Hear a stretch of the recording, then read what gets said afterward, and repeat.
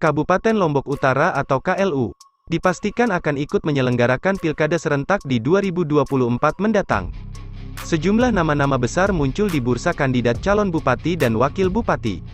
Berikut kami akan merangkum 5 tokoh dengan elektabilitas tertinggi di bursa kandidat pilkada KLU 2024. Dan semua nama tersebut berasal dari kader-kader terbaik partai politik.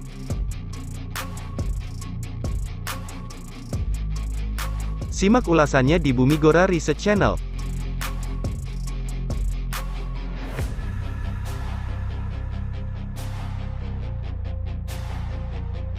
Yang pertama, Haji Najmul Akhyar.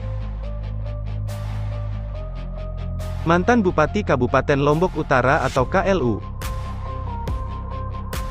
Najmul Akhyar dipastikan akan kembali maju di pilkada serentak tahun 2024 mendatang sebagai calon bupati.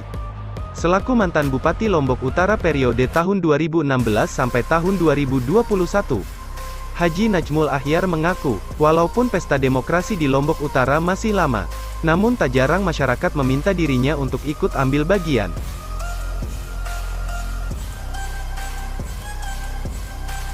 Selama ini beliau juga banyak melakukan tugas kemasyarakatan walaupun tidak menjabat sebagai bupati lagi.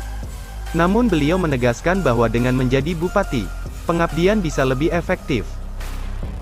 Dan banyak elemen masyarakat masih berharap Haji Najmul Akhyar kembali memimpin Lombok Utara untuk periode kedua. Mengenai partai pendukung, saat ini Haji Najmul Akhyar sedang fokus membesarkan Partai Perindo agar semua dapil di Lombok Utara terisi.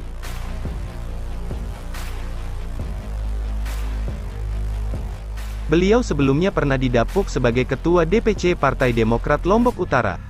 Tapi, beberapa bulan kemudian mengundurkan diri. Dan saat ini beliau menjadi Ketua Dewan Pimpinan Pusat Partai Perindo bidang manajemen teritorial. Dan mengenai calon wakil bupati yang akan mendampingi beliau, ada sejumlah nama berhembus. Salah satunya Ketua DPD Partai Golkar Lombok Utara, Mariadi.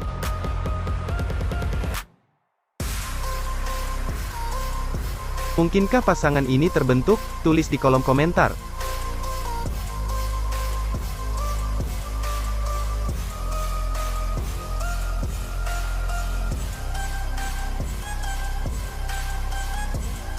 Yang kedua, Dhani Carter Febrianto Ridawan, Wakil Bupati Kabupaten Lombok Utara saat ini.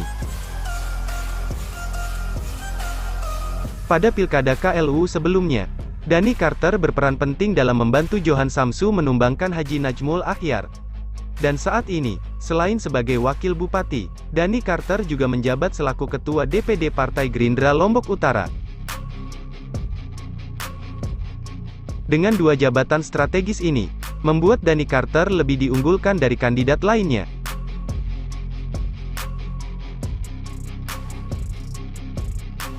Lebih-lebih perolehan suara Partai Gerindra paling dominan di pemilu sebelumnya, dan berhasil merebut kursi Ketua DPRD Kabupaten Lombok Utara. Total Gerindra saat ini memiliki 5 kursi dari 3 dapil di Lombok Utara. Ini adalah raihan paling tinggi di antara partai lainnya. Dengan kombinasi kekuatan eksekutif dan legislatif inilah yang membuat Dhani Carter optimis memenangkan pilkada KLU di 2024 mendatang. Namun sejumlah isu miring menimpa Dhani Carter saat ini, yaitu dugaan korupsi dana RSUD Lombok Utara. Jika isu ini terus berlanjut, maka ini akan menjadi amunisi paling mematikan yang akan digunakan lawan politik Dhani Carter di kemudian hari.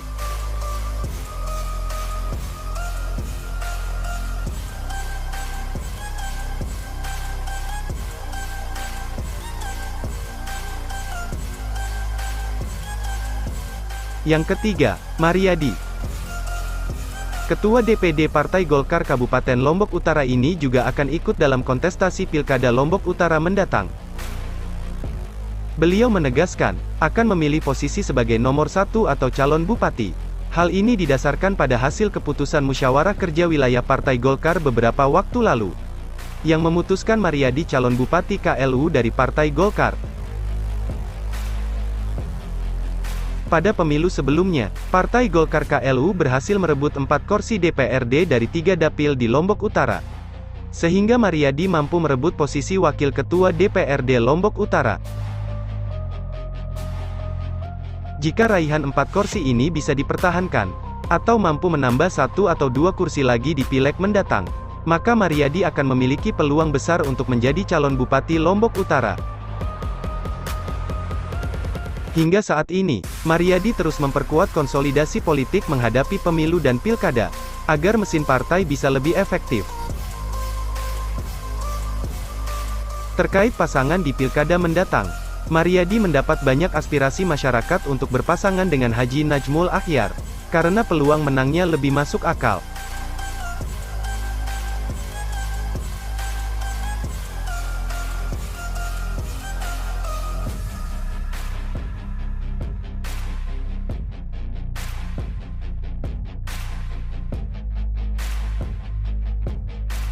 Yang keempat, Raden Nuna Abriyadi.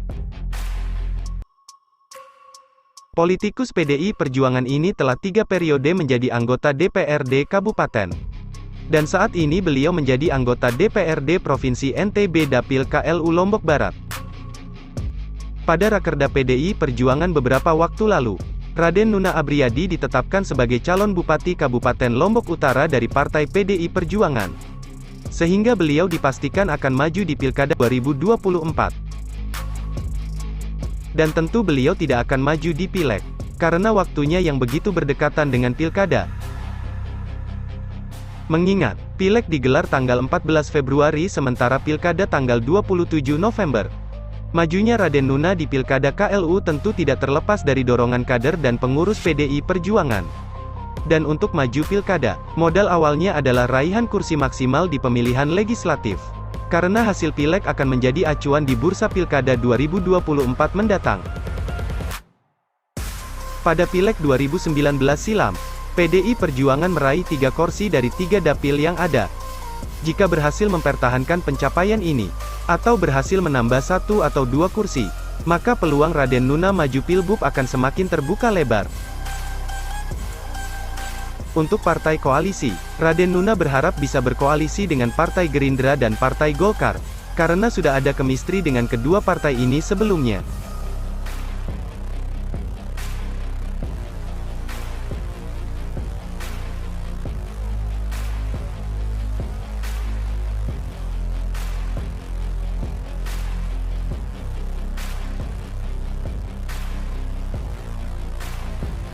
Yang kelima, Junaidi Arif.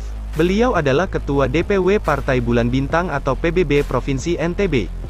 Figur yang satu ini sebenarnya sudah dari lama ingin menakodai Lombok Utara.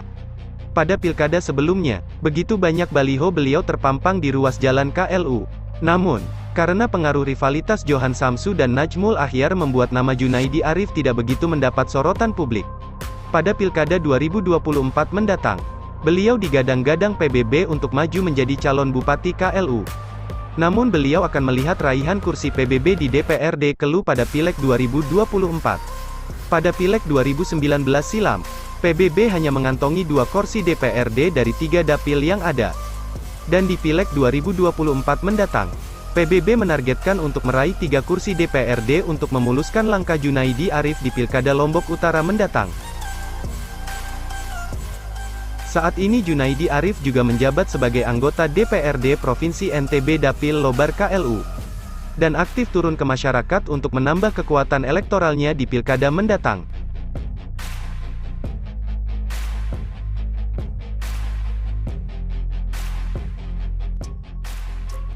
Itulah nama-nama figur yang masuk dalam bursa kandidat di Pilkada Lombok Utara 2024 mendatang. Jika ada nama-nama figur potensial lainnya, silahkan tulis di kolom komentar untuk kami berikan ulasan di pembahasan selanjutnya.